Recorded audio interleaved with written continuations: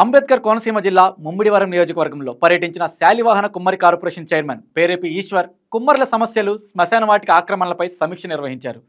పరిష్కారం కోసం చర్యలు తీసుకుంటామని హామీ ఇచ్చారు. ప్రభుత్వం అన్ని కులాల సంక్షేమానికి కట్టుబడి ఉందని, ఆదరణ వంటి పథకాలను తిరిగి ప్రవేశపెడతామని ప్రకటించారు.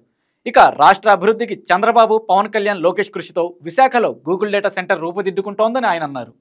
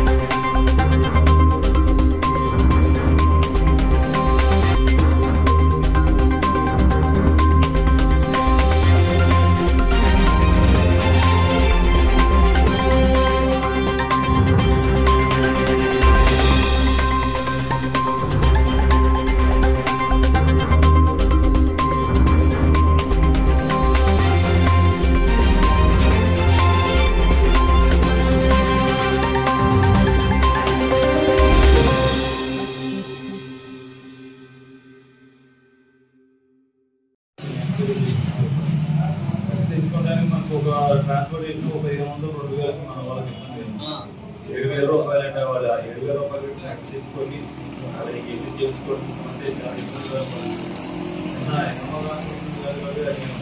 ఏ సమస్య మీద మర్యాదప్పుడు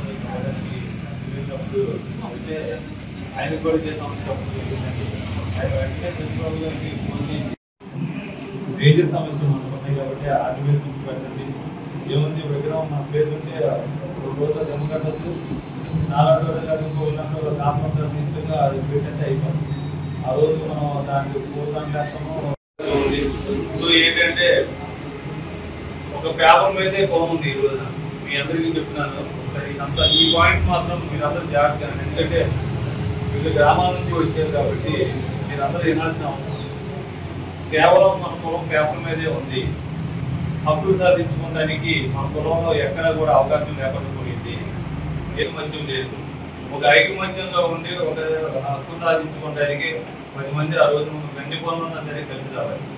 ముందు మనం ఐకమత్యం ఎందుకంటే మాకు ఏమన్నా చిన్న కుటుంబాలకు మాత్రం చాలా ఎక్కువగా ఉన్నారు.